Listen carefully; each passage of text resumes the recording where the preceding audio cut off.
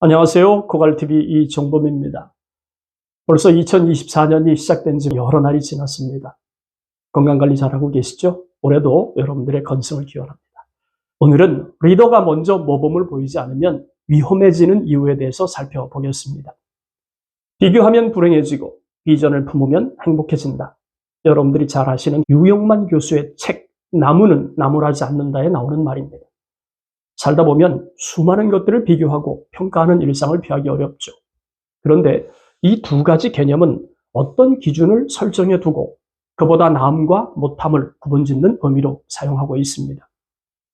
이때 어떤 기준이 모호하거나 해당 개체를 수용할 수 없을 경우 반드시 그에 상응하는 후유증이 수반되기 때문에 비교와 평가는 필요하지만 세심한 주의가 요구되는 양날의 검과 같다고 할 수 있습니다. 견줄비라는 한자가 있습니다. 이 글자는 나란히 선 두 사람이 서로 견준다는 뜻을 가지고 있지만 작은 칼의 의미도 있는 만큼 저는 서로 칼을 겨누고 서 있는 모습으로 해석할 생각입니다. 이처럼 날이 시퍼렇게 선 칼을 서로 겨누고 있는 형국에서는 둘 중 한 사람 또는 두 사람 모두 다치거나 죽을 수 있는 아주 위험천만한 일이 벌어질 수 있습니다. 그렇기 때문에 비교의 칼을 잡고 휘두르는 순간 자기 자신도 그에 상응하는 대가가 돌아올 수 있다는 것을 인지한 상태에서 비교의 칼을 잡아야 합니다. 나는 옳고 너는 틀리다. 왜냐하면 이렇게 시작하는 논쟁은 그것이 어떤 사안이 되었든 충돌을 피하기 어렵습니다. 멀리서 찾을 필요도 없죠. 우리나라 정치사를 뒤돌아보면 수없이 많은 표본이 나타납니다.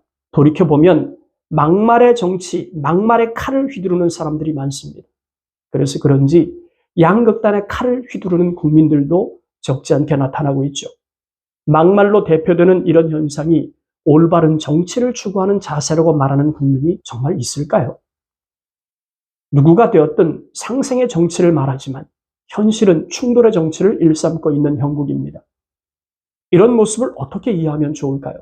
충돌의 정치가 과연 국가와 민족을 위한 봉사이고 충돌의 정치를 이끄는 리더의 모습이 정말 대놓고 자랑할 만한 리더일 수 있을까요? 상생은 없고 자기 중심적 사고에 기반한 비교와 평가의 칼을 휘두르는 일이 일상처럼 벌어지는 정치판을 보면 여든 야든 가릴 것 없이 그분들이 쓰는 전가의 보도처럼 사용하는 말이 있더군요. 국민의 뜻이다. 정확히 표현하면 우리 당을 지지하는 당원들의 뜻입니다. 그도 아니라면 제 생각입니다. 차라리 이렇게 말하는 게 더 솔직한 표현 아닐까요? 비교는 피할 수 없겠죠. 하지만 그렇다고 해서 아무 것이나 갖다 붙이는 무책임한 비교의 칼은 자신의 무능을 만방에 알리는 데 일조할 뿐입니다. 이는 비단 정치인만의 문제는 아니겠죠. 일반 조직의 리더들도 마찬가지고 한 가정을 책임지는 부모의 역할도 절대 다르지 않습니다. 비교의 칼과 평가의 자태는 잘만 사용하면 강력한 시너지를 발현시킬 수 있죠. 하지만 잘못 사용하면 희망의 싹까지 아예 잘라버리는 그런 위험을 초래합니다.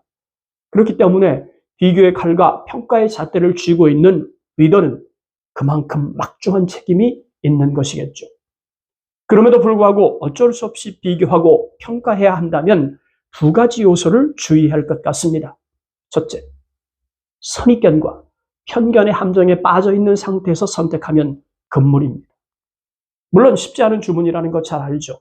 나이, 경험, 학벌, 사회적 지위 같은 것으로 상대를 판단하지 말아야 합니다. 오직 그 사람의 그 모습 그대로의 온전체를 보고 판단하려고 노력하는 게 중요하죠. 물론 잘 알면서도 친분 또는 밀착이란 쏠림의 잣대를 기준값으로 하는 경우가 많죠. 그렇게 그 사람을 평가하고 선택한다면 이보다 더한 악수는 없을 것입니다.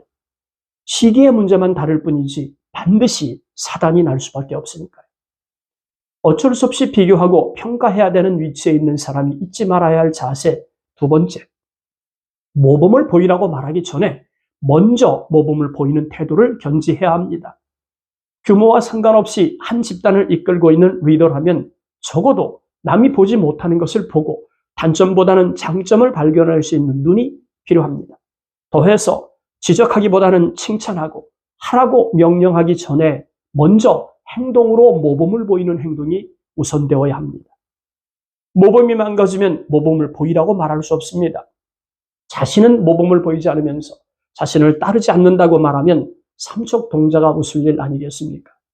모범이 사라진 국가, 모범이 사라진 사회, 모범이 사라진 가정에서는 절대로 올바른 리더십은 기대하기 어렵습니다.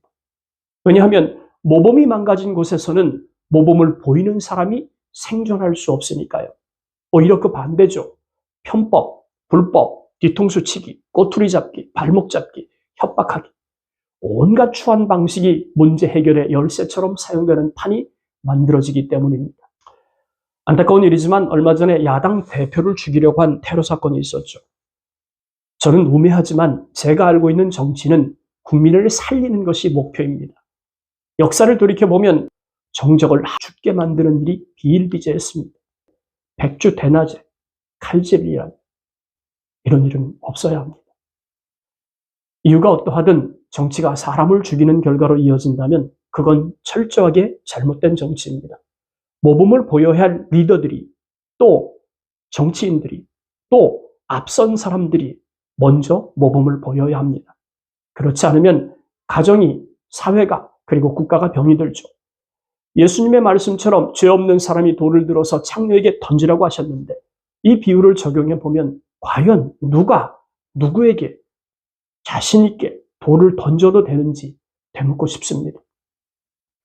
제발 자기 중심의 눈으로 자기 경험의 잣대로 국민을 판단하지 맙시다. 국민의 눈으로 바라보고 국민의 마음으로 정치해 주세요. 이 나라의 주인이 국민인데 왜 국민들의 마음을 아프게 하는지 도저히 알다가도 모르겠습니다. 정부와 여당 정치인은 당연하고 정부 여당을 철저하게 견제할 책임이 있는 야당 정치인들도 제 역할에 충실해야 합니다. 이래서 안 되고 저래서 안 되고 과거는 어떻고 지금은 어떻고 누구는 죽이고 누구는 살리고 제발 이런 정치는 보여주지 마세요. 우리 국민이 꿈을 가지고 살 수 있게 희망을 주십시오. 서로 탓하느라 돌이킬 수 없는 후회의 시간들을 만들지 않았으면 좋겠습니다.